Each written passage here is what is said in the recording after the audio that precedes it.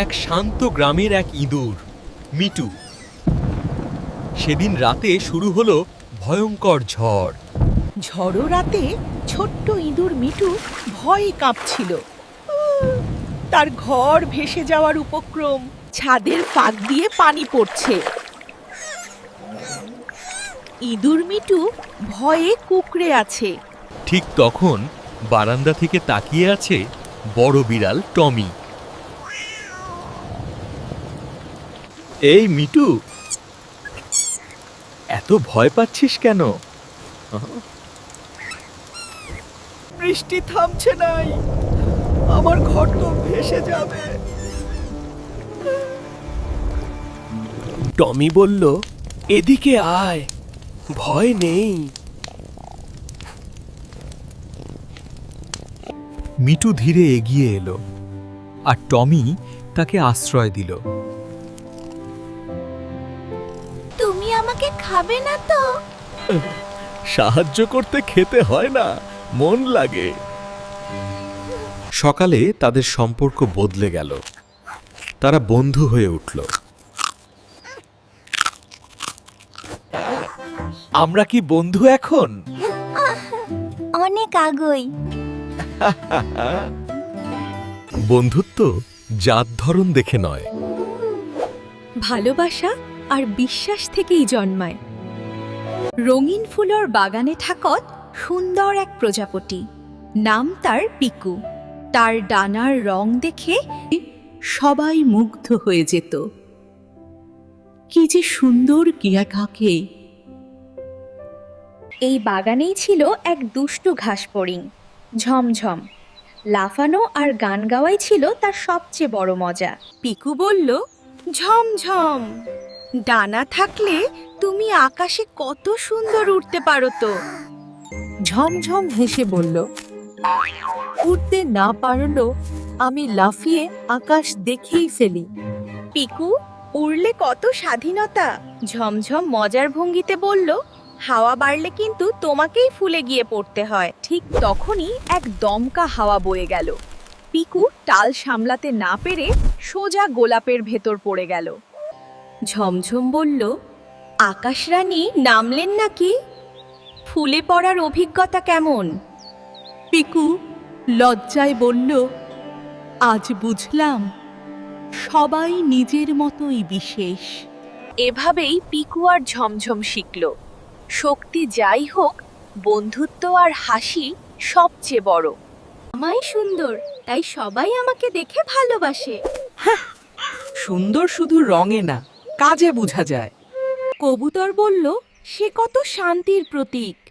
কাক বলল, সে কত পরিশ্রম করে খাবার খুঁজে পায়।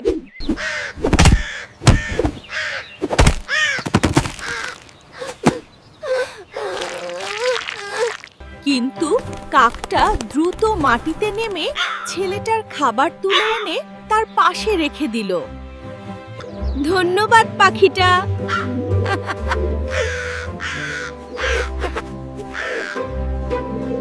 সে বুঝল, শুধু সুন্দর দেখালেই চলে না, সুন্দর কাজ করা বেশি গুরুত্বপূর্ণ।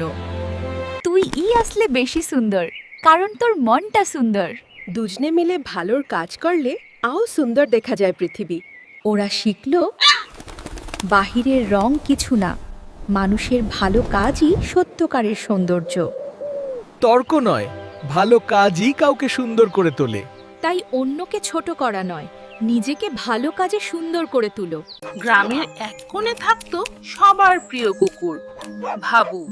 শান্ত স্বভাব আর পাহারা দেয়াতেই প্রিয় কুকুর ভাবু, শান্ত স্বভাব আর পাহারা দেয়াতেই সে ছিল সবার আপন।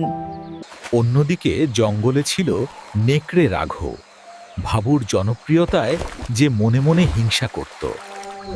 এক রাতে রাঘব নেকড়ে চুপি চুপি গ্রামে এসে ভাবুকে কুকুর লক্ষ্য করে থাকতে লাগলো। রাঘু বলল, মানুষের দাস হয়ে কেন থাকো? আমার সাথে জঙ্গলে চল, স্বাধীনভাবে বাঁচি। ভাবু শান্তভাবে বলল, মানুষ আমাকে ভালোবাসে, আমিও তাদের রক্ষা করি, এটাই আমার সুখ।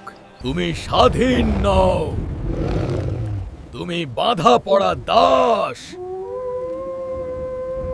তোমার জীবন জঙ্গলের, আমার জীবন মানুষের পাশে। দুজনের পথ আলাদা। কিন্তু রাঘব বুঝল না, আর সেই ভুল বোঝাবুঝি থেকেই শুরু হলো শত্রুতা। তবুও ভাবু তার কাজ করে যায়, কারণ ভালোবাসা তাকে শক্তি দেয়। ঈর্ষা বন্ধুত্ব ভাঙে, আর ভালোবাসা ও সম্মান জীবনকে সুন্দর করে তোলে।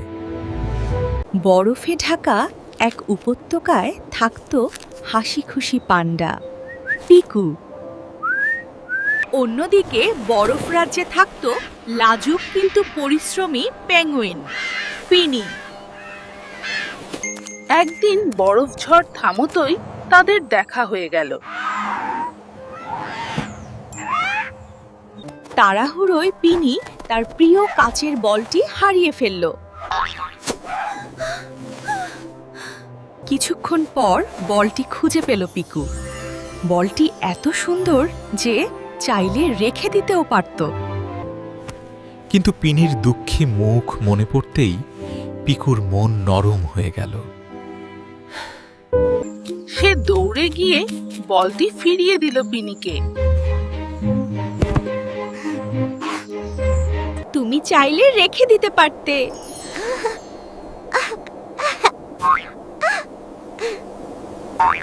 পিকু হাসলো।